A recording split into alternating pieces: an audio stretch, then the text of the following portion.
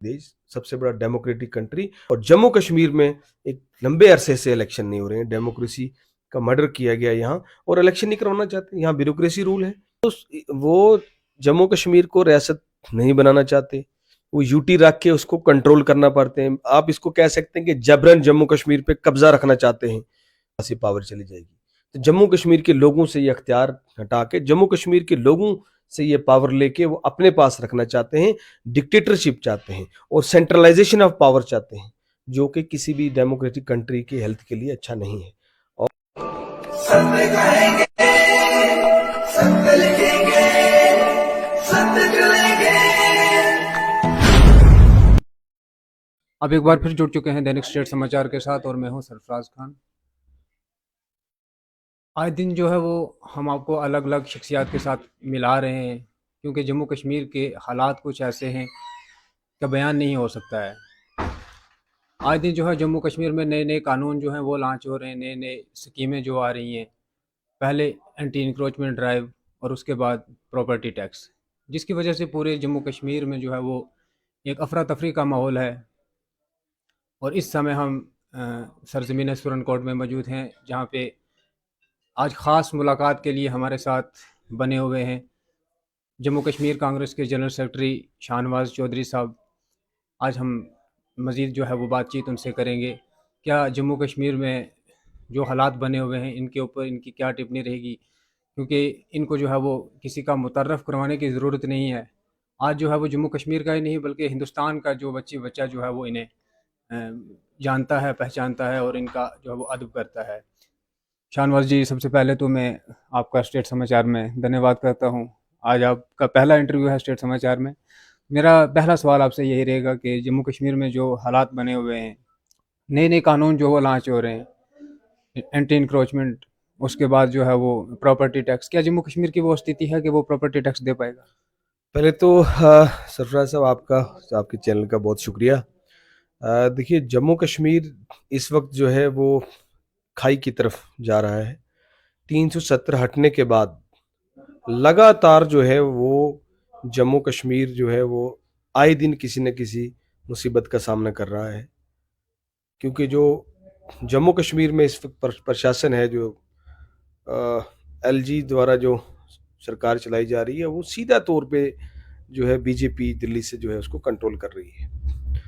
इन्होंने वादे किए थे कि 370 हटने के बाद हम जम्मू कश्मीर के लोग खुशहाली की ज़िंदगी जिएंगे, यहाँ तरक्की होगी, यहाँ नौकरियाँ होगी, यहाँ की इकॉनमी बेहतर होगी।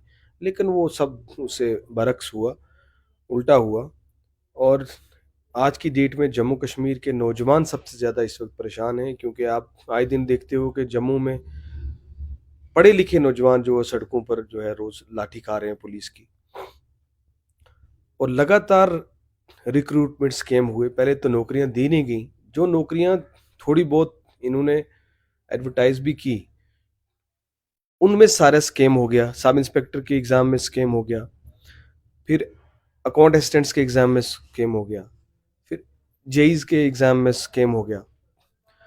फिर आप अंदाज़ा लगाइए कि ये स्कैम सामने आने के बाद सब इंस्पेक्टर की दोबारा जब भर्ती के लिए एडवर्टाइजमेंट होती है, पहला एग्ज़ाम कैंसिल होता है, दोबारा एक ब्लैक लिस्टेड कंपनी जो है अपटेक, उस ब्लैक लिस्टेड कंपनी को जो है इन्होंने वो दोबारा से एग्ज़ाम करवाने के लिए, कंडक्ट करवाने के लिए दे दिया, जिसके खिलाफ आज पूरा जम्मू कश्मीर का नौजवान सड़कों पर है। मगर सरकार के कान पे जूं तक नहीं रेंग रही, क्योंकि सरकार इन्वॉल्व है सीधी, और ये करप्शन का अड्डा बनी हुई है इस टाइम ये जो इंस्टीट्यूशन है, जेके एसएसपी है। एक मिनट में आपको रोकना चाहूँगा। जैसे आपने जिक्र किया है एप्टक कंपनी का, जो कि एक ब्लैकलिस्ट कंपनी है, जो जम्मू कश्मीर के युवाओं के साथ जो है वो हमेशा खिलवाड़ करती है। तो आखिर जो है वो ये जम्मू कश्मीर के जो युवा हैं सड़कों पे आते हैं, उनको डिटेन भी किया जाता है, वो तो अपने हक के लिए आते हैं सड़कों पे। तो इस एप्टक कंपनी की जो है अगर ब्लैक लिस्ट है, तो फिर इसी को जो है वो हायर क्यों कर रहे हैं?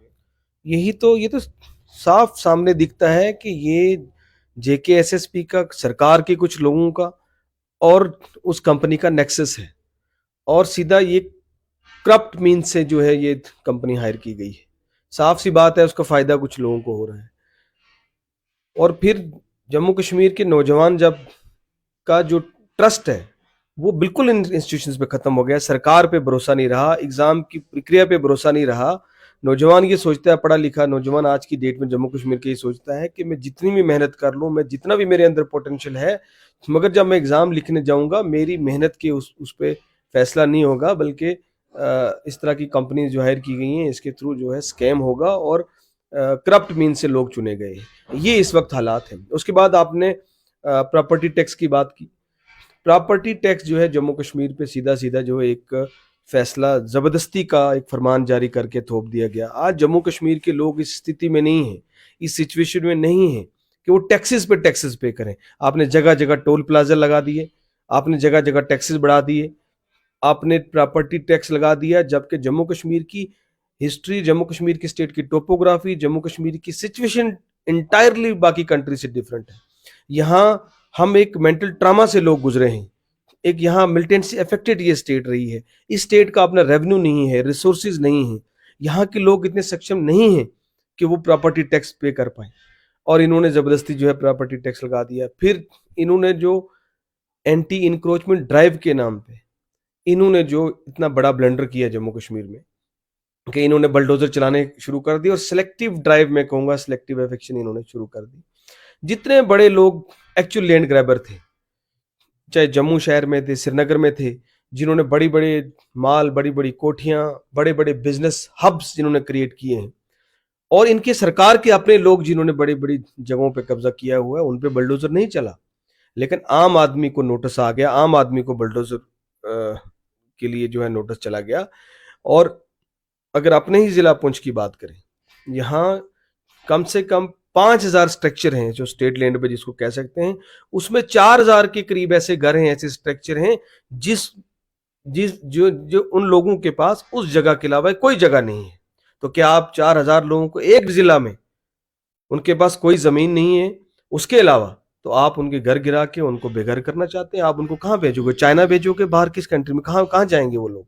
अपने ही यानी देश कि से जम्मू वो अपने ही। कश्मीर ही एक ऐसी रियासत थी जहाँ पे लोगों के सरों पे जो छत था, अब उनको भी जो है वो रोड पे लाने का प्रयास किया जा रहा है। बिल्कुल, जम्मू कश्मीर के लोगों को ये जो इकोनॉमिकली डिप्राइव करना चाहते हैं, ये उनको खत्म करना चाहते हैं, और ये गरीब लोग हैं, उनका हक है। ऐसा नहीं है कानूनी तौर पे, ये वेलफेयर स्टेट है। यहाँ वेलफेयर स्टेट में कॉन्स्टिट्यूशन ये कहता है कि आपको लोगों को, लैंडलेस लोगों को भी लैंड देनी है, आपको उनको घर देना है, और आप बने हुए घर उनके छीन रहे हो।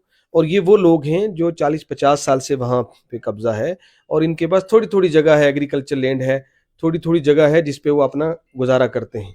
और ये कोई लैंड ग्रैबर्स नहीं है, बल्कि इनको ये कानून की खिलाफ वर्जी करके ये एक्ट कर रहे हैं, क्योंकि कानून उनको इजाजत देता है। क्योंकि 1900 ज्यादातर लोग 1957 के वक्त के काबिज हैं, लेकिन उस वक्त गिरदावरियां नहीं हुई, एडमिनिस्ट्रेशन की गलती की वजह से इन लोगों का रिकॉर्ड में नाम नहीं आ पाया। बाद में रोशनी एक्ट में कुछ लोगों को फायदा किया, वो तो सरकार ने दिया, कानूनी तौर पे फायदा दिया। तो आप सरकार गरीब लोगों को जो है वो, ये गरीब लोगों के ऊपर बहुत बड़ा हमला है।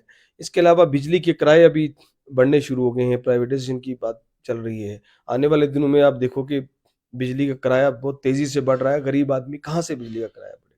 तो इतने टैक्सेस और इतनी धांधलियां और इतने जम्मू कश्मीर के लोगों को इस वक्त परेशान किया जा रहा है। जो कहीं पैसा आता था पंचायत में, उस पर राइडर लगा दिया, नरेगा को इतना मुश्किल कर दिया कि ऑनलाइन अटेंडेंस कर दी कि अब समझो नरेगा के भी जो है वो पैसा सारा कट हो जाएगा। 14FC के सारा पैसा जो आया हुआ अकाउंट से सरकार ने वापस विड्रा कर लिया। तो ना कोई नया प्रोजेक्ट है, ना कोई तरक्की है। तो जम्मू कश्मीर में जो कह रहा था वो साफ बिल्कुल दिख रहा है कि ये जम्मू कश्मीर को जो है तबाह बर्बाद करना चाहते हैं। और सबसे बड़ी बात कि हिंदुस्तान दुनिया का सबसे बड़ा लोकतांत्रिक देश, सबसे बड़ा डेमोक्रेटिक कंट्री, और जम्मू कश्मीर में एक लंबे अरसे से इलेक्शन नहीं हो रहे हैं। डेमोक्रेसी का मर्डर किया गया यहाँ, और इलेक्शन नहीं करवाना चाहते। यहाँ ब्यूरोक्रेसी रूल है, और चिल्ला चिल्लाकर जो है वो होम मिनिस्टर फ्लोर पे कहते हैं पार्लियामेंट में कि ये कहते हैं कि जम्मू कश्मीर में हालात बिल्कुल ठीक हैं, नॉर्मल कर दिए हैं। अगर नॉर्मल हो गए हैं तो फिर आप इलेक्शन क्यों नहीं करवा रहे? और ये इलेक्शन मुझे नहीं लगता चौधरी करवाएंगे। साहब, एक खास सवाल है आपसे। जिस तरह से स्टेटहुड की जो मांग है वो लगातार जम्मू कश्मीर से की जा रही है, लेकिन गृह मंत्री अमित शाह साहब ने कहा कि इलेक्शन से पहले जो है वो स्टेटहुड का फैसला नहीं किया जाएगा। तो वो उनका क्या रीजन है? वो ऐसा क्यों कह रहे हैं कि इलेक्शन से पहले स्टेटहुड का वो जो है फैसला नहीं लिया जाएगा? देखिए, वो जम्मू कश्मीर को रियासत नहीं बनाना चाहते, वो यूटी रख के उसको कंट्रोल करना पड़ते हैं। आप इसको कह सकते हैं कि जबरन जम्मू कश्मीर पे कब्जा रखना चाहते हैं, गैर कानूनी तरीके से और अनडेमोक्रेटिक वे में जो है जम्मू कश्मीर को वो कब्जा रखना चाहते हैं। क्योंकि इलेक्शंस करवाएंगे, स्टेट बना देंगे, तो जम्मू कश्मीर के लोगों के पास ये पावर चली जाएगी।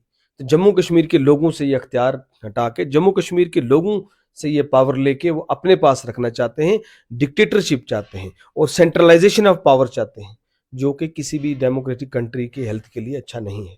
और ये बदकिस्मती है। हम तो कहते हैं कि जल्दी इलेक्शंस करवाएं, तो इलेक्शंस करवाएंगे तो जम्मू कश्मीर के लोग इनको सत्ता से बाहर कर देंगे, ये अच्छे तरीके से जानते हैं। क्योंकि जो जम्मू कश्मीर के हालात इन्होंने पिछले 4 साल से किए हैं, उसमें लोग जम्मू कश्मीर के जबरदस्त नाराज हैं, गुस्सा है। इसलिए इनको पता है कि बीजेपी को लोग वोट नहीं देंगे, बीजेपी सत्ता में नहीं आएगी, इसलिए चुनाव नहीं करवाना चाहते। यानी कि जम्मू कश्मीर को जो है वो एक लेबोरेटरी बनाया गया है प्रैक्टिकल के लिए, जो यहाँ पे ये प्रैक्टिकल करते हैं, तजर्बा करते हैं, फिर वही जो है वो रवैया बाहर के मुल्कों में भी, शायद बाहर की रियासतों में भी इस्तेमाल होता है। तो मेरा आखिरी सवाल जो है वो शाहनवाज चौधरी जी से रहेगा, क्या कांग्रेस पार्टी जो है वो इन सब चीज़ों के लिए लड़ने के लिए तैयार है?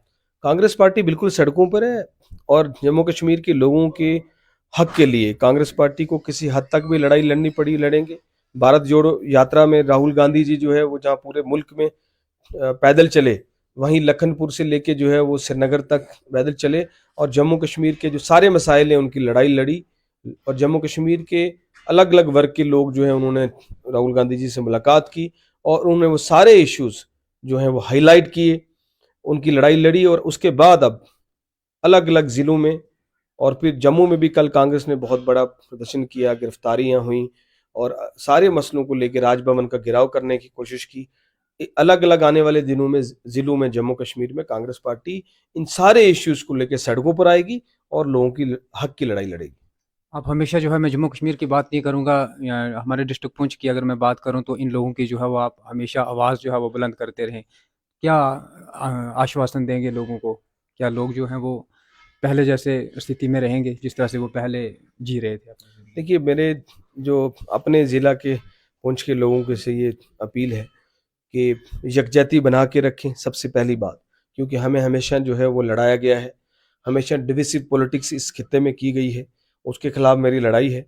हमें हमेशा जो है सत्ता के गलियारों से साजिश रही है, हमें कहीं गुज्जर और कहीं पहाड़ी के नाम पे हमेशा लड़ाया गया है। तो आप एक होके इस ज़िला की और बल्कि पूरा खित्ता पीर पंजाल की तरक्की के लिए एक हो जाएं और आप उसी के साथ खड़े हों जो आपकी तरक्की चाहता है। बीजेपी की बड़ी साजिश है कि हम लोगों को यहाँ दोबारा से बांट दें कमजोरी में और बांट के हम जो है वो पावर हासिल करें और इन लोगों को हमेशा आपस में लड़ाते रहें। तो मेरी गुजारिश है कि हम आपके सारे इश्यूज के लिए कांग्रेस पार्टी लड़ाई लड़ेगी, हम सड़कों पे आपको दिखेंगे, हम आपकी हक की लड़ाई लड़ते हुए दिखेंगे, मगर आपको भी इकट्ठे होना है। बहुत बहुत शुक्रिया आपका। तो ये थे शाहनवाज चौधरी जी, जो कि कांग्रेस पार्टी, जम्मू कश्मीर कांग्रेस पार्टी के जनरल सेक्रेटरी हैं। ये बोलते हैं तो बेबाक बोलते हैं, शफाफ बोलते हैं और गरीबों की हक के लिए बोलते हैं। खुसूसी गुफ्तगू आपने सुनी। मज़ीद अपडेट के साथ जुड़े रहे हमारे साथ। Sarfaraz Khan, state Samachar TV, Poonch. Thank you. शुक्रिया। शुक्रिया। मैंने की थी